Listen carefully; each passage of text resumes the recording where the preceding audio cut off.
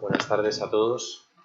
Si les parece, y dado el día tan especial que vivimos hoy, vamos a estar un minuto de silencio y después ya comenzamos el acto.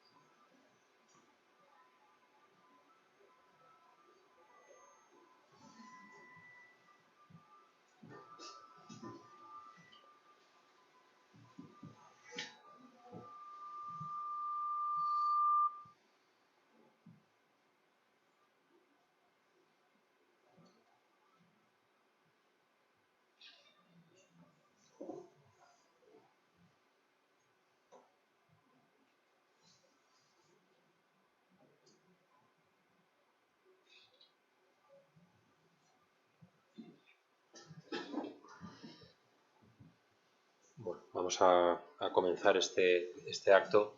En primer lugar, quería presentar a todos los que forman parte de la mesa: Yitzhak Curiel, consejero cultural de la Embajada de Israel en España.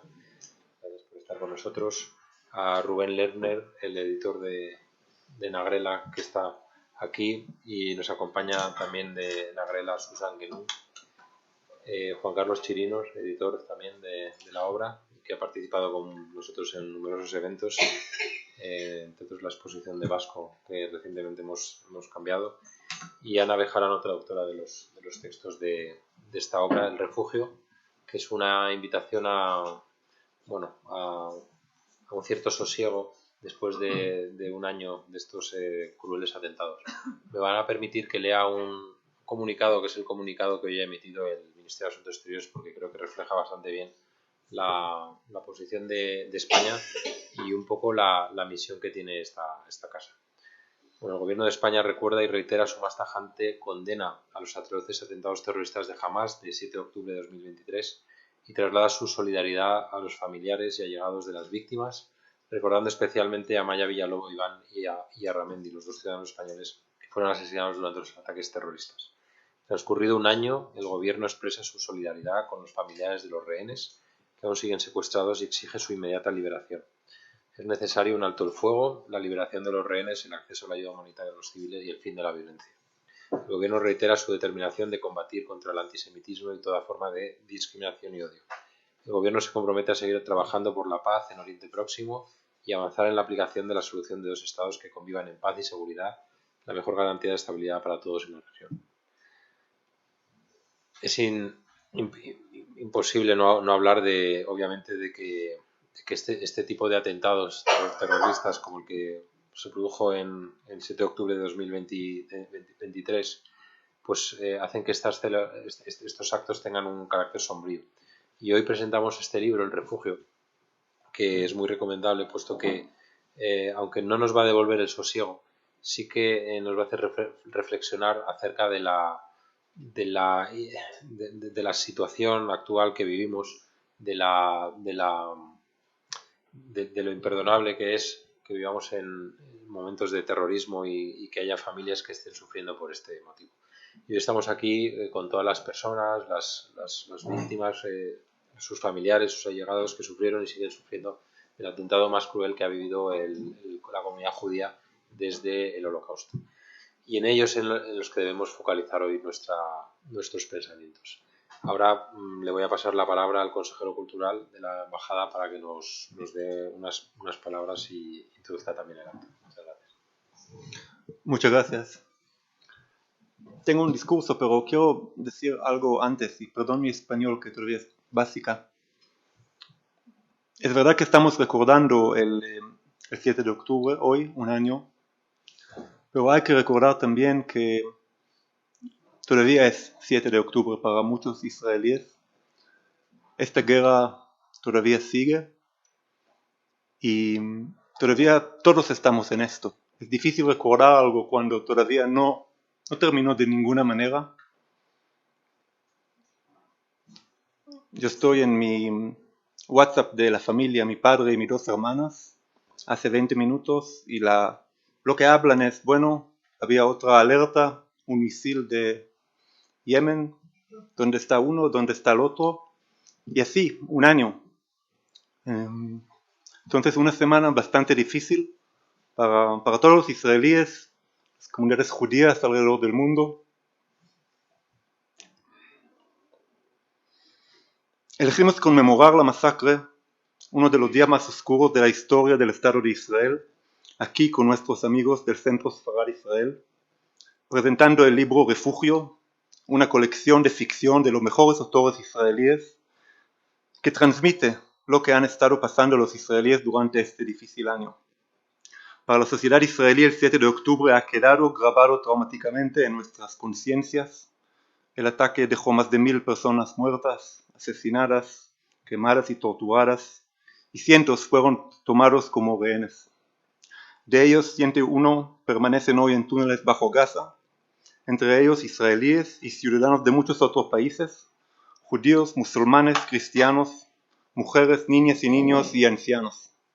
La petición de su liberación inmediata se ha convertido en una misión para todos los israelíes, incluidos nosotros mismos como diplomáticos en el extranjero. Quiero expresar mi más sincero agradecimiento al Centro Sefarad Israel por su generosa acogida, a Nagrela Editores, que ha hecho posible este proyecto, al editor y la traductora de este libro, que generosamente han entregado sus esfuerzos gratuitamente para que este proyecto salga adelante. Valga la pena decir que los autores no cobraron derechos por sus textos, la traductora tampoco, y los beneficios que se obtengan irán dirigidos a las víctimas del atentado. A todos ellos, muchas gracias. La palabra como refugio, homenaje a las víctimas del 7 de octubre, quiere manifestar a través de este libro la respuesta a lo acontecido este fatídico día. Las piezas elaboradas para esta antología constituyen intentos literarios, viscerales y sofisticados para enfrentarse a una realidad que amenaza la posibilidad misma de la representación y la conceptualización del discurso. Entonces, quiero dar paso al resto de mis compañeros para que me ayuden a arrojar luz sobre las tinieblas. Gracias.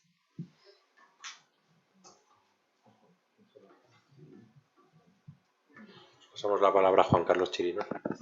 Yo creo que me escucha todo el mundo, pero como lo están grabando, lo voy a utilizar esto. Bueno, muy buenas tardes, muchísimas gracias por estar aquí. Quiero primero que nada decir que estoy muy agradecido de que me permitan estar con ustedes hoy. Es un día duro. Pero como dice Manrique, o deja entender Jorge Manrique en la copla de la muerte de su padre, el dolor también genera belleza. Este libro no fue trabajo para mí, en serio. Está muy bien traducido, por cierto.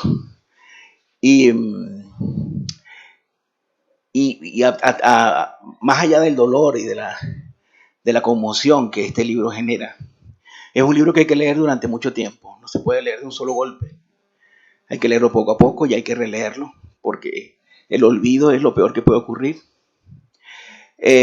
Más allá de todo eso, era un placer para mí leer a estos escritores que son extraordinarios. Las historias que plantean aquí están tan bien escritas, parecen que las hubieran rumiado durante muchísimo tiempo y no tan rápidamente. Este libro salió en su idioma original como en noviembre, diciembre, así. O sea, un mes, 2 meses después de la tragedia, ¿no?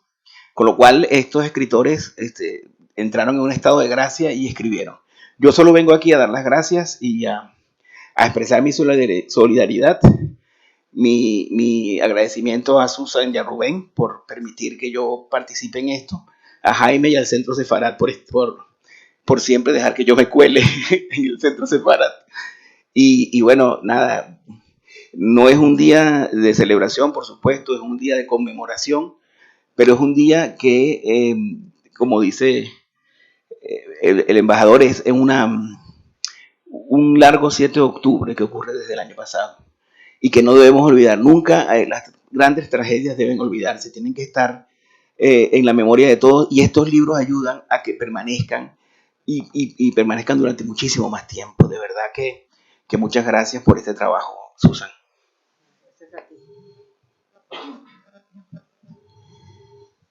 Bueno, entre lo que tú has dicho y lo que ha comentado la embajada, pues poco me queda, pero ya que está preparado. Queridos amigos, en primer lugar, me gustaría agradecer al Centro Sefarad de Israel y a la Embajada de Israel en España por organizar este evento en homenaje a las más de 1.200 víctimas del 7 de octubre. Hoy nos reunimos aquí con el corazón y la mente centrados en un acontecimiento que marcó un antes y un después en nuestra historia, el 7 de octubre. Este día no solo nos recuerda la pérdida de tantísimas vidas, sino también la fragilidad de nuestra existencia. Desde hace ya un año, los israelíes tienen que entrar día a día en sus refugios por los constantes ataques. Nosotros, en la diáspora, vivimos preocupados, más bien alarmados, por el auge de los ataques a los judíos que nos transportan a los tiempos más oscuros del antisemitismo. Con la publicación de Refugio, queremos rendir tributo a aquellos que perdieron su vida en esa trágica mañana, a sus familias y seres queridos, y a las 101 personas que siguen, después de 365 días, secuestradas. Quiero agradecer a todos los que han trabajado en este proyecto, desde el Instituto Israelí de Literatura Hebrea, por la idea de publicar este libro, a los escritores, a los traductores, Ana Bejarano y Erika Consoli, al editor del libro, Juan Carlos Chirinos, quienes todos nos brindaron su trabajo de forma desinteresada. El libro de Refugio es una antología que captura las emociones y la complejidad del trauma colectivo en respuesta a los atentados del 7 de octubre. Estos relatos brindan al lector un conjunto literario de supervivencia intelectual y emocional, además de un espacio para compartir el dolor y el sufrimiento en comunidad. En un mundo donde a menudo las noticias nos presentan solo un fragmento de la realidad, la literatura israelí es una magnífica herramienta para que el lector se adentre en esta sociedad, explorando sus retos, miedos, preocupaciones y sus anhelos de paz. Las obras de autores como Amos Oz, Meir Shalev, Abei Yehoshua o los 10 escritores de Refugio nos brindan testimonio de vidas en un país que ha sabido reinventar y que a pesar de sus desafíos continúa en su búsqueda de paz y unidad. Cierro esta breve intervención con un pensamiento, una vez más, hacia las víctimas y sus familias y pidiendo por el regreso de los 101 secuestrados. Deseo para este nuevo año 5785 que acaba de comenzar una paz definitiva en Oriente Medio y que esté repleto de salud y buenas noticias. Muchas gracias.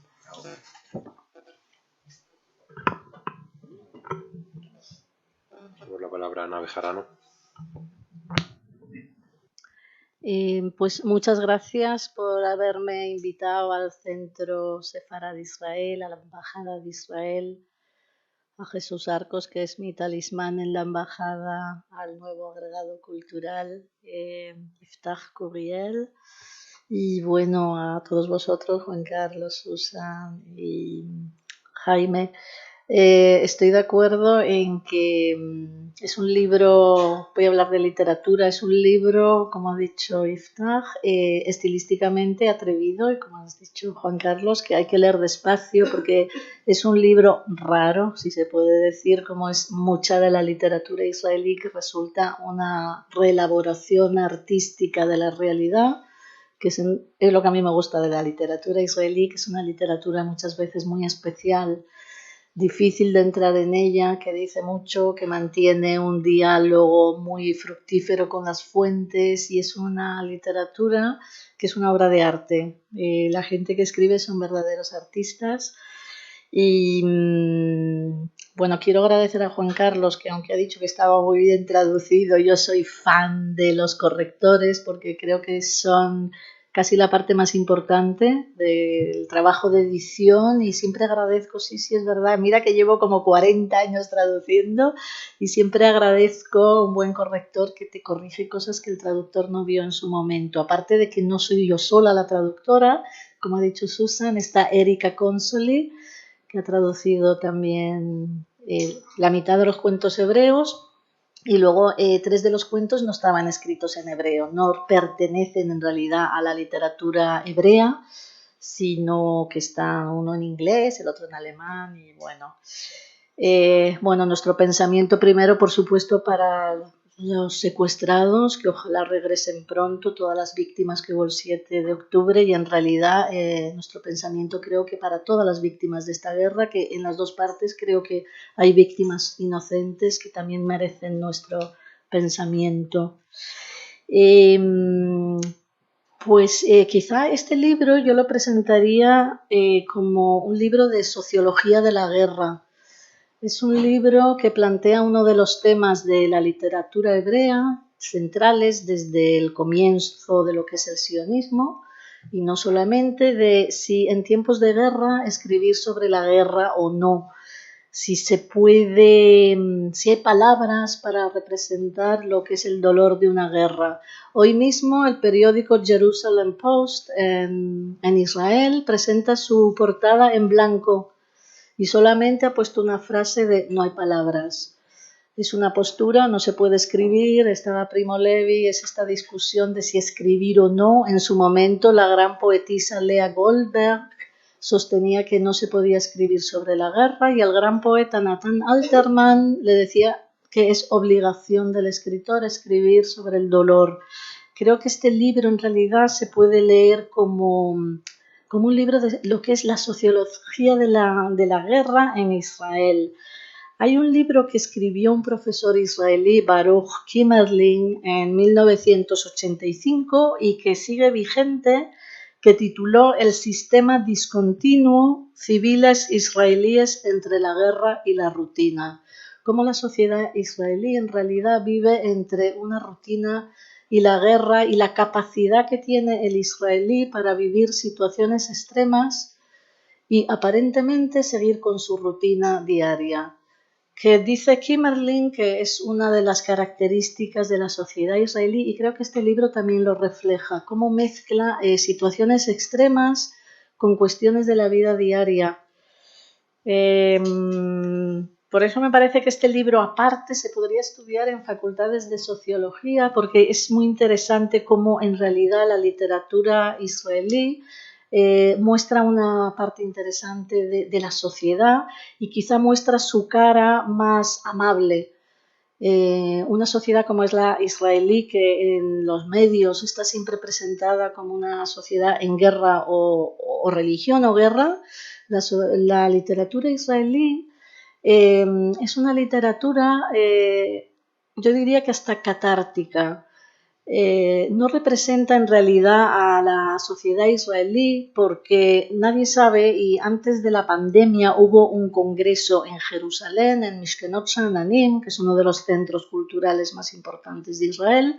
Hicieron un congreso que titularon ¿Por qué la derecha israelí no se manifiesta literariamente? No hay escritores de derechas en Israel, cosa que en otros países hay. Hay una excepción o dos. Pero en realidad los escritores israelíes, quiero decir que cuando yo voy a hablar de ellos, hablo de ellos porque son ellos, yo soy el mensajero. Es un libro que aboga por la reconciliación. En este libro creo que no hay ni un solo ataque a la otra parte, no hay ni un solo ataque a los palestinos, no hay ni un solo reproche grave a la otra parte, cosa que no puede decirse de la literatura palestina. Yo en la Universidad de Barcelona estoy en un departamento que tenemos un grado de Bolonia conjunto que se llama Estudios Árabes y Hebreos. Nosotros enseñamos hebreo, árabe, sus literaturas, la lengua árabe, la lengua hebrea, esto desde hace muchísimos años. Y ahora tenemos un grado todavía más conjunto. Tenemos estudiantes judíos, cristianos, chicas musulmanas con hijab, no tenemos ningún problema. Y mis colegas árabes, mis colegas, los profesores de árabe, dicen, cuando leemos la literatura israelí siempre nos sorprende. No hay ni un solo ataque a la otra parte. Siempre es una literatura como de tender la mano, de decir, bueno, quizá no hemos hecho las cosas tan bien como deberíamos, quizá todavía las podemos hacer mejor. Hablo en nombre de ellos. Y en ese sentido, Pues este libro es parte de esta cadena de una literatura. Quien lo haya leído no habrá visto que aquí hay ataques al contrario. Me parecía interesante decir esto porque esto no pasa en la literatura palestina, que no hay autocrítica. Yo, por más que he preguntado a mis colegas, es una literatura muy buena, pero es una literatura que siempre ataca al otro, lo que no sucede en esta literatura. El título me pareció muy bien escogido, lo de refugio, porque en realidad es una de las cuestiones que se plantea en la sociedad israelí. ¿Qué es Israel? Es un refugio de refugiados, es un fortín, es un gueto, y que quizá en estos momentos de una guerra tan larga vuelve a plantearse que aparece aquí, ¿no? La sensación de que dejamos los guetos de Europa para estar en un nuevo gueto rodeado de gente que no nos quiere precisamente. Este acto también no sé quién lo ha titulado así, que me ha parecido un acierto muy, muy bueno, que es la palabra como refugio, ¿no? Como en realidad qué es lo que nos queda. No sé de quién ha sido la idea, de la editorial. No lo sé. Alguien ha ideado esto. Pero es verdad, Esther, pues fantástica. Dentro de lo que es la palabra para el mundo judío, que no hay nada más importante que la palabra en realidad. La palabra es lo que te hace existir y solo nos queda pues la palabra como refugio. Amos Oz y su hija Fania Oz Salzberger escribieron un libro fabuloso juntos que titularon Los judíos y las palabras, y la tesis central de este libro dice lo siguiente, dice Amos Oz: los judíos no somos una genealogía de sangre, sino de textos. Y es esto, ¿no? Abba Eban también lo decía, los judíos nunca tuvimos pirámides, zigurats, catedrales. Nuestras catedrales fueron los libros. Lo que nosotros siempre hemos tenido es la palabra y el libro, el texto. Uno es judío cuando conoce los textos. Todos los textos forman parte de una cadena y este es un eslabón más. Y se nota mucho porque la literatura israelí mantiene un diálogo muy fructífero con las lenguas, con las fuentes. Es verdad que sin saber Biblia o sin saber oraciones, sin saber Talmud, sin conocer a Maimónides, se puede leer a otro nivel y las traducciones no sé cómo funcionan. Pero cuando conoces las fuentes hebreas, incluso estos autores, yo diría que, bueno, me pueden rebatir, pero yo diría que en un 95% son todos agnósticos y agnósticas, cuando no declarados ateos. La Biblia es su libro de cabecera y constantemente en la fraseología, en las alusiones, es tan bonito como la mente, ¿no? El cerebro del lector hace un viaje rápido a las fuentes y regresa al texto. Y esto, pues en traducciones, en sociedades como es la sociedad española, que está completamente alejada de la Biblia, incluso la gente religiosa aquí no lee la Biblia, tiene un desconocimiento absoluto de los textos, de lo que es la cita bíblica, pues hay que decir que las traducciones son un milagro de todas maneras, porque funcionan y mira, cada uno lee a otro nivel.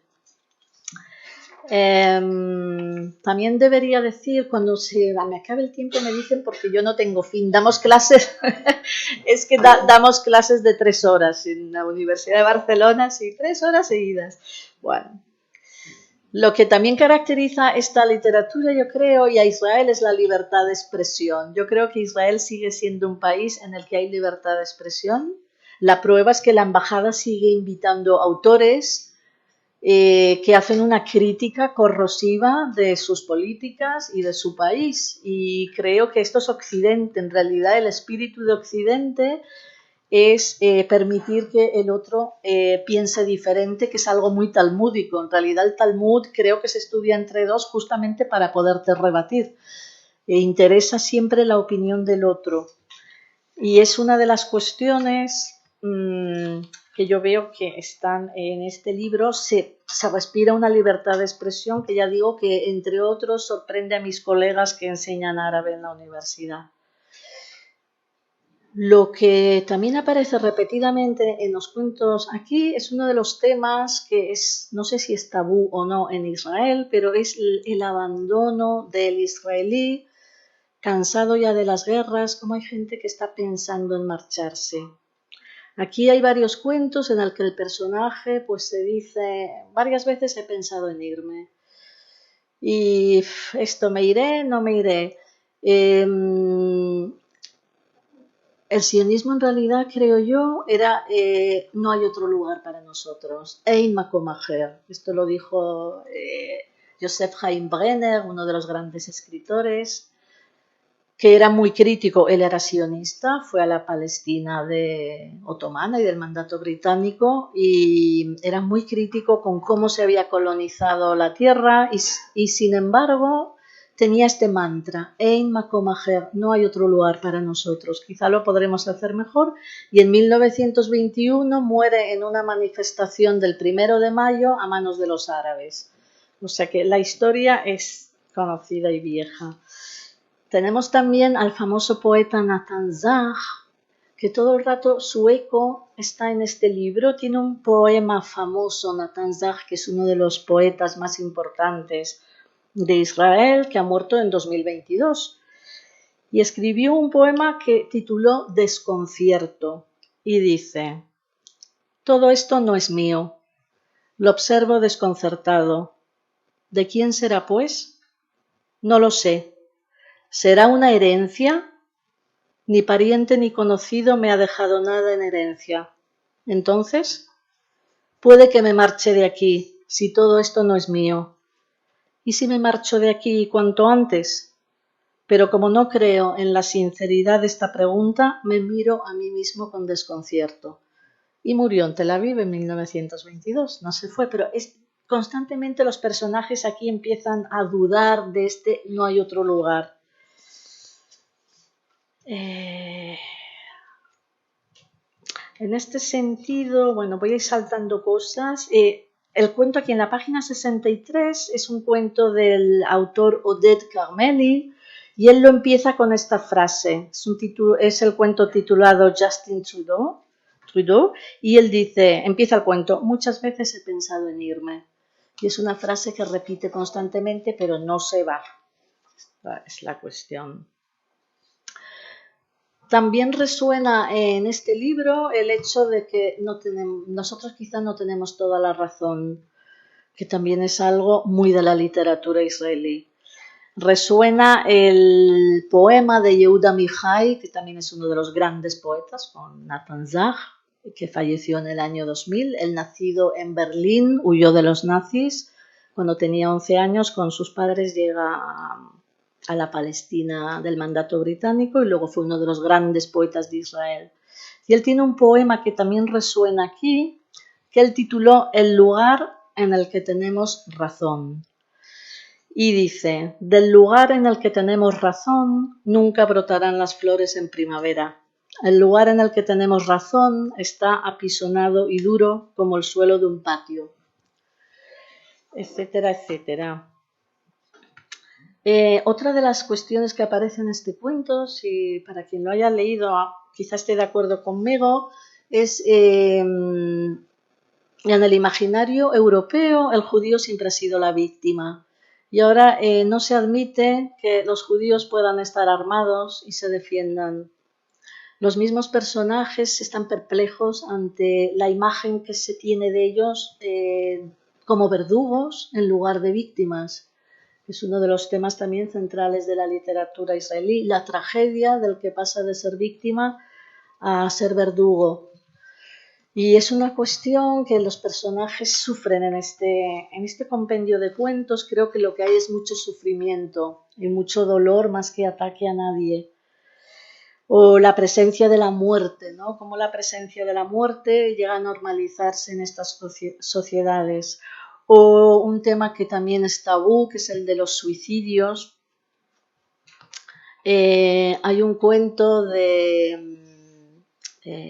ahora se me ha ido el nombre de ella, que justamente es editora de la versión hebrea, Maayan Eitan. Maayan Eitan tiene aquí un cuento que ella ha titulado Dinero.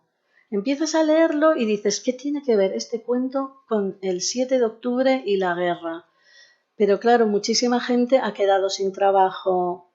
Por hablar de los autores israelíes ya no los contratan, ya no los llaman, no, han bajado mucho las traducciones los editores en el extranjero esperan ahora. La literatura israelí no se vende fuera. Y es un personaje pues que es escritora y ella misma pues no la llaman, empieza con problemas económicos. Los problemas económicos que ha generado esta guerra en el ciudadano de a pie quizá no se tienen suficientemente en cuenta, y aquí también en este libro aparece lo que te lleva a pensar incluso en el suicidio. El personaje es que al final ya no tiene nada. A ver, esto ya lo he dicho. Perdonen, pero lo que he hecho es ponerme ideas así porque... Otra cuestión que también aparece en este libro es algo del sionismo que creo que no se acaba de entender cuando se le critica. En realidad el sionismo lo que aboga es nosotros lo vamos a hacer por nosotros mismos. Creo que a veces no se entiende cuando no se cumplen las resoluciones de la ONU, cuestiones por el estilo. Es que no las van a cumplir. Ya vimos cómo nos fue cuando hicimos caso, ya vimos cómo nos fue en la diáspora. Incluso ya vimos que Dios no nos ayudó. Creo que el sionismo, que no era religioso en su principio, no tenía nada en contra de la religión, pero no fue un movimiento religioso, fue un movimiento mesiánico laico, salvar al pueblo en su tierra y prescindiendo de los demás. No vamos a hacer caso porque ya vimos cómo ha sido nuestra historia a lo largo de los siglos, y no es estar de acuerdo o no estar de acuerdo, sino que creo que es algo que también se ve aquí. Lo haremos con nuestras propias manos. Hay una novela de Moshe Shamir del año 51 que él tituló Con nuestras propias manos, con sus propias manos, Bemo Yadav. Y el libro empieza, Elik nació del mar. No tenemos pasado. Los israelíes no tenemos pasado. Hemos salido del mar. La diáspora fue un accidente histórico. Nuestro principio empieza aquí, y es algo que si sabes que es un motivo literario también se repite. Lo que le gusta a la literatura israelí es repetir motivos. No le gusta tanto la innovación como conocer las fuentes, conocer los motivos, y como si fuera un calidoscopio tú tienes los motivos como piedras de colores, y lo que hace el autor es, recogiendo los motivos, les va dando la vuelta al calidoscopio y crea una obra nueva. Pero normalmente los motivos son repetitivos. Cuando aparece un cruzado, por ejemplo, un estudiante que está escribiendo su trabajo de máster sobre los cruzados, no es por casualidad, sino que los cruzados tienen su significado, ¿no? Nosotros quizás somos cruzados, quizás no somos de aquí. Es un motivo que se repite, han sido acusados por los árabes de ser cruzados. Y bueno, creo que este libro, con lo pequeñito que es, yo cuando lo leía, tenías razón, es que hay que leerlo varias veces, Juan Carlos, porque si pasas por encima dices, a ver, este es un libro un poco raro, dice cosas un poco raras, estilísticamente es atrevido, la mayoría son atrevidos los relatos. Y bueno, a ver qué más podría decir. Hay un cuento que también es difícil quizá por lo menos a mis alumnos les costó interpretarlo, que es el libro en la página 79, un cuento de Arié Atías, que tituló Colisión. Y de lo que habla aquí es de la rebelión de los civiles. Son dos buques que yo felicito a Erika Consoli porque tiene un lenguaje de marinos que tienes que conocer, no en hebreo, es que en castellano también. Yo, la verdad, ella sé que consultó a amigos suyos que son marinos, porque son dos buques y el segundo de a bordo de uno de los buques ve que van a colisionar. Están los dos capitanes con sus coordenadas y hay uno de ellos que le dice, pero es que nos vamos a chocar, cumpla las órdenes, cumpla las órdenes, cumpla las órdenes, y in extremis este segundo de a bordo decide desobedecer. Y los dos buques pasan rozándose, pero no hay una colisión. Y me parece una reelaboración de lo que es una guerra impresionante artísticamente. Y bueno, podríamos seguir hablando de literatura hebrea durante horas, pero Muchas gracias, no tengo más que decir. Más que ojalá vuelvan los... Muchas gracias. Bueno, yo quería comentar que a mí este libro me ha encantado porque recoge historias muy cortas pero que son muy impactantes. Especialmente la del rehén que sale que está en una cafetería, y eso es una especie de ensoñación totalmente espectacular y que hace reflexionar mucho sobre, pues eso, la solidaridad, ¿no?, en Israel, la voluntad de él de volver porque tiene que estar con ellos, ¿no? No puede salir tanto tiempo, ¿no? Luego también me llamó mucho la atención el de Asaf Shur, que habla de esta teología me asquea, y mi deseo de participar en ella también me asquea, todo me asquea, por lo menos me asquea más que de costumbre. Es bastante impactante. A mí me ha recordado mucho esta antología al libro La vida entera de David Grossman, donde hace una relación donde la madre es incapaz de estarse quieta y tiene que viajar para no pensar que le van a hacer una llamada comunicándole que su hijo ha fallecido, ¿no? Y hay textos que me han recordado mucho a este libro de David Grossman. Sí. Y la verdad que a mí me ha parecido que me parece que es una forma muy original de conmemorar el 7 de octubre y os agradezco mucho, pero bueno, creo que vamos a seguir comentando alguna cosa más, ¿no? Sí, solo quería agregar cosas tan lindas e importantes sobre Israel, que en fin los israelíes somos una familia, y los que manifestaron todo este año contra el gobierno ahora están en el ejército en Líbano o en Gaza, porque entendemos que a pesar de los diferentes puntos de vista que tenemos adentro de nuestro país, a nuestros enemigos todo esto no les importa, y tenemos que luchar frente a ellos y a veces frente al mundo para mantener esta casa, que es una casa compleja, no simple. Y también con el mismo Dios tenemos esta relación muy compleja. Y en estos días en Israel, a pesar del tiempo tan difícil, hay también humor y stand-up comedy y todo esto, y solo se puede hacer en Israel este tipo de cosas. Y uno de mis stand-up comics, ¿cómo se dice en español? Monologuistas favoritos, que ahora está dando shows en Tel Aviv sobre la religión, él dijo hace unas semanas, él era judío religioso y ya no es. Y él escribió: yo no limpio el refrigerador para Pesach porque ya no soy religioso, y justo ahora, en vísperas de Pesach, cuando estoy limpiando el refrigerador, me cayó encima una caja de pepinos y me derramó toda la agua con ajo sobre el refrigerador, y sin embargo tuve que limpiar otra vez el refrigerador entero. Y quiero decirle a Dios que este comportamiento de suyo, por eso exactamente me fui. Y entonces, así estamos, me parece, los israelíes, los que están ahora afuera de Israel, como yo y como otros, todavía estamos muy adentro, nunca se sale verdaderamente de esta familia de los israelíes, y de otra manera de los judíos también. Y esta es una cosa compleja, pero en fin muy, muy buena. Gracias.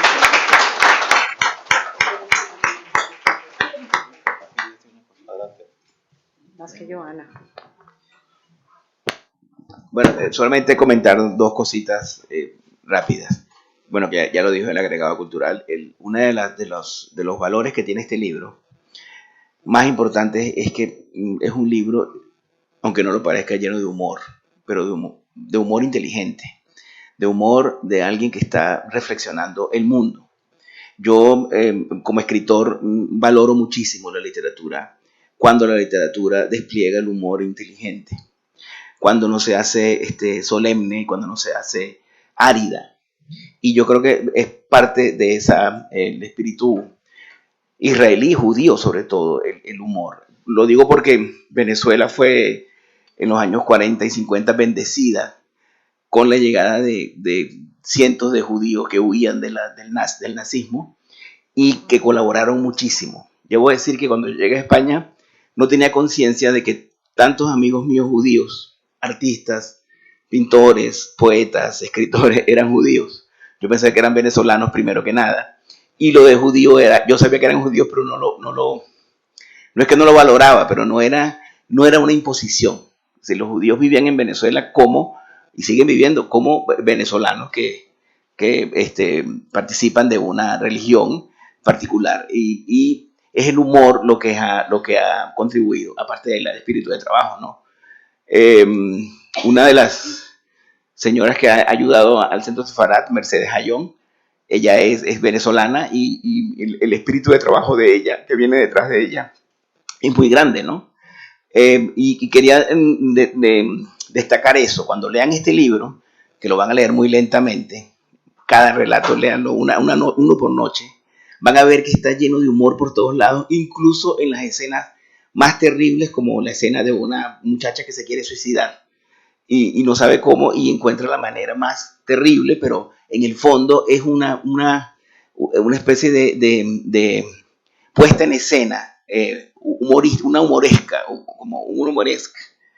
Y uno se queda sorprendido, pero no puede evitar sonreír, es decir, reírse, porque la inteligencia siempre hace sonreír, siempre. Era solamente agregar eso a todo lo que ustedes están diciendo, y no sé si Susan quiere agregar algo. Habíamos comentado de leer un fragmento, pero a lo mejor sería bueno que, Ana, lo leyeras tú. Que lo lea la traductora. A mí especialmente el cuento El Encuentro, el que acaba de comentar, el del bar, a mí me marcó muchísimo. Léelo tú. Tú tienes muy buena voz. Sí. ¿Sí te parece? Sí, pero no sé qué fragmento creo, porque no quiero leerlo completo, aunque es muy cortito. A ver. Pero el principio, ¿no? Sí, las primeras páginas. Era la 18ª o 19ª tarde de la guerra. Salí hacia una cafetería a la hora en la que normalmente sonaban las sirenas antiaéreas en Tel Aviv. Cerca de mí había sentado un hombre joven, de unos 25 o 30 años. Intentaba zafarse de mi mirada, ocultándose en la capucha que le cubría la cabeza. La cara, que solo le veía de refilón, estaba cubierta por una barba de semanas. Tenía en la mesa 2 botellas vacías de Coca-Cola. Me pareció que lo conocía, y a pesar de no cuadrar con mi carácter, me levanté y fui hacia él. Al detenerme a su lado dije: «Dime, ¿tú no eres...?» Él alzó un dedo flaco, negro y sucio, de una uña larga en el extremo, y se la llevó a los labios, que de cerca vi que tenía resecos y agrietados. «Shh, no lo soy», susurró. Me senté a su lado, sin que me diera permiso. «¿Estás seguro de que no eres...?» insistí. «Porque vivo pegado a las noticias de la mañana a la noche y estoy casi convencido de haberte visto». Él, asustado, volvió a indicarme con el dedo que me callara, mientras intentaba hacerse con la mirada de la camarera, seguro que para pagar y salir huyendo. Pero yo no tenía la intención de permitir que me escabullera, y se lo hice saber sujetándolo por la camisa. Puede que también se diera cuenta de que yo iba armado, así que me miró y dijo: «No me delates, por favor». Me dejé llevar por su mirada de súplica más que por aquella petición explícita. La verdad que el cuento es espectacular, lo que sigue. Es impresionante. Y os lo dejo para que lo leáis vosotros. Sin duda, poner los pelos de punta. No sé si tenéis algún comentario más que hacer. El pasaje del suicidio que has comentado es una historia real, además. Claro que sí. Porque mezcla realidad con pasajes bíblicos, que es el cuento de Joshua Cohen, donde habla de, ¿cómo se llamaba? Livnat Green, que se suicidó de la forma... Aquí casi no se oyó. Sí, un poco, creo que salió en la prensa, pero no... Es algo increíble, es algo literario, por eso lo recoge. Sí, es que es un libro muy literario. Por encima de todo, es un libro que satisface mucho leer porque está muy bien construido cada relato y cada escritor está muy consciente de lo que está haciendo. Hay uno que introduce la historia de Sansón No me acuerdo qué relato es. Es él, es él. Es él, ¿no? Introduce la Joshua historia. Cohen. Joshua Cohen, que además él es Pulitzer, si no me equivoco, el Premio escritor Pulitzer. premio Pulitzer, y introduce la historia de Sansón y Dalila, y es gracioso. O sea, te lo cuenta de tal manera que uno se sonríe porque él dice que Sansón se sacrificó a sí mismo. O sea, no tenía por qué decirle a Dalila que lo que le quitaba el poder era el pelo.